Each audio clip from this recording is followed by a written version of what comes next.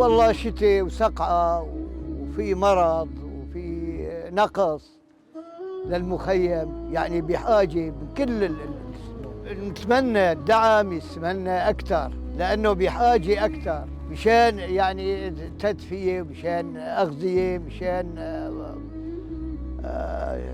كل شيء بحاجة.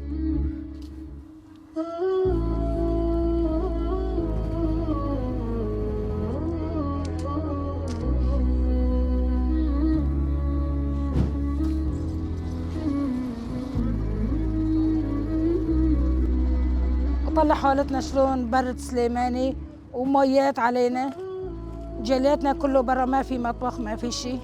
الكبار عم بمرضوا، الله يعز تواليتات ميات كله عم بطلع لبرا، والولاد عم بيلعبوا عم بمرضوا.